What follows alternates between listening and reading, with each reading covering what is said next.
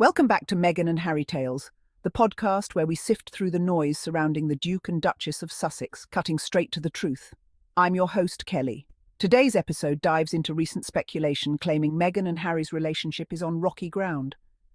We'll be taking a close look at a recent article featuring Hugo Vickers, who speculates that Meghan might soon dump Harry, and we'll also address Tina Brown's comments that Harry's being led like a lamb to the slaughter. In true Meghan and Harry Tales fashion, we're going to lay out the facts, break down the speculation, and challenge these narratives head-on. Let's get into it. Before we play Vickers' comments, let's give a little background. Hugo Vickers is a royal commentator known for his conservative take on the royal family. He frequently defends royal traditions, and his latest comments about Meghan and Harry fit that mould. In this recent article from The Sun, Vickers accuses Meghan of a pattern of dumping people throughout her life.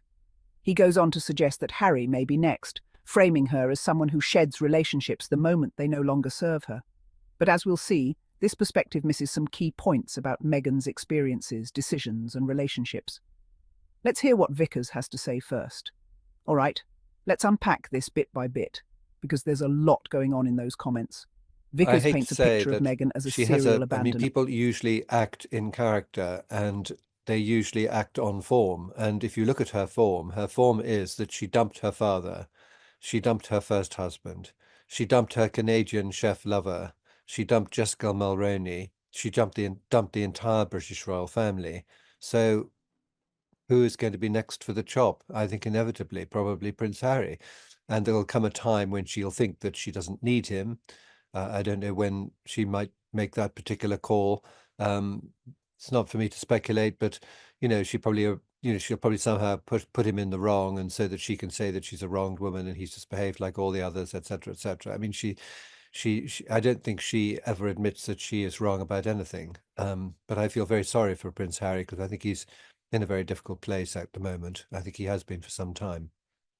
Well, I don't think that her projects have done Harry any good. I think what we saw the other day when he came over here and he was doing things with the Invictus Games, and when he went off to Africa, that is where his skills lie. In sort of being a member of the royal family, and certainly when he was a soldier, as Tina Brown pointed out, he did extremely well.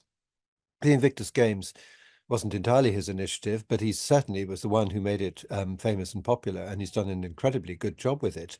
What's strange about that is that the message, as far as I can read of Invictus, is you are not a victim. You are able to get on with life and you're able to make wonderful contributions, and he gets people going again. And yet, what has he done to himself, or what's he allowed to happen to himself? He's turned himself into a victim. I mean, he's always complaining about everything and how everybody's against him. And, there's interviews, Oprah Winfrey, Netflix, the book Spare. It's all a litany of poor little me complaints, which is terrible.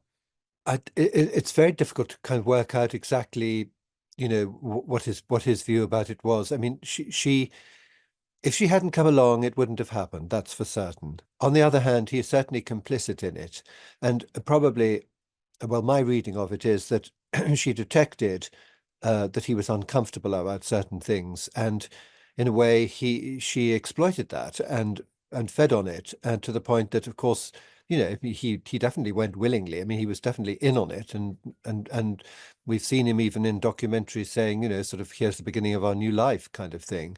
And partly, I suspect he was thinking, there are great opportunities. I'm sure she persuaded him that there would be, and to some extent, I suppose living in a big mansion in Montecito in the lovely Californian weather with your children able to go down to the beach, and that's rather different from getting on with the job over here.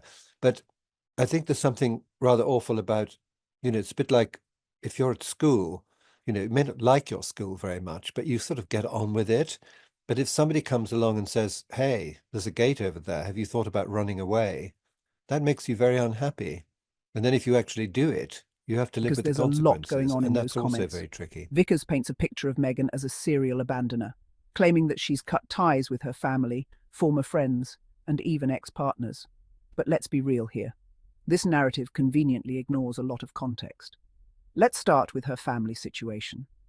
Meghan has been vocal about the complexities of her relationship with her father, Thomas Markle.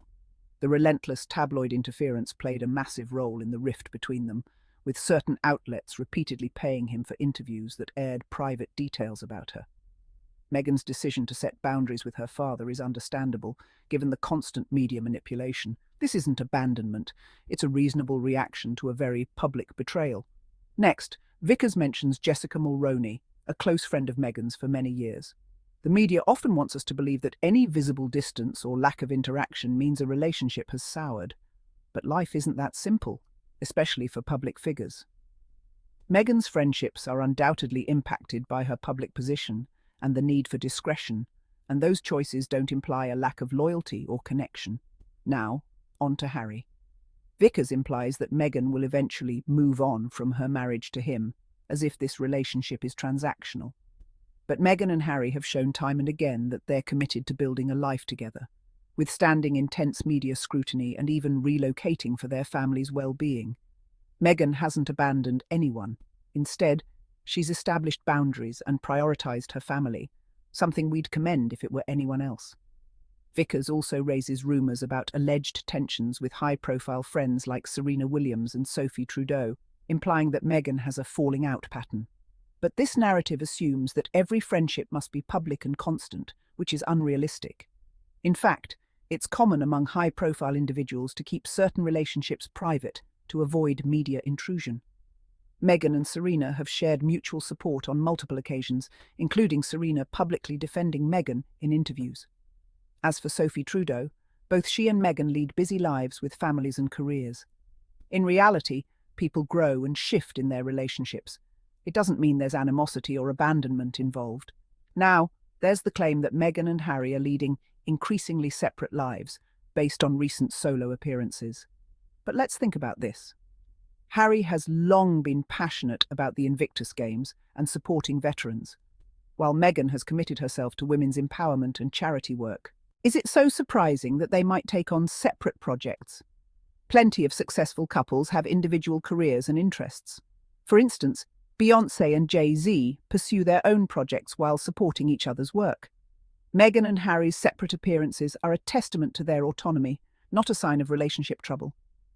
Tina Brown recently likened Harry to a lamb to the slaughter, insinuating that he's blindly following Meghan.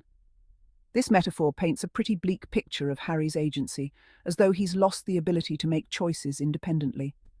But if we look at his actions since stepping away from royal duties, we see a man who's prioritized mental health, family, and charitable causes. He's created the Invictus Games, a project that he alone championed into existence. Harry isn't a helpless figure. He's actively reshaping his life based on his values, which align closely with Meghan's. It's belittling and frankly outdated to suggest he's merely following along. The reality is, they're a team. This treatment of Harry and Meghan fits a historical pattern where royals who challenge the status quo face media backlash. We saw this with Princess Diana, who dared to speak openly about her struggles within the royal family. The media painted her as erratic and difficult because she was unwilling to conform. When Sarah Ferguson and other royals made independent choices, they too faced negative portrayals. This isn't new.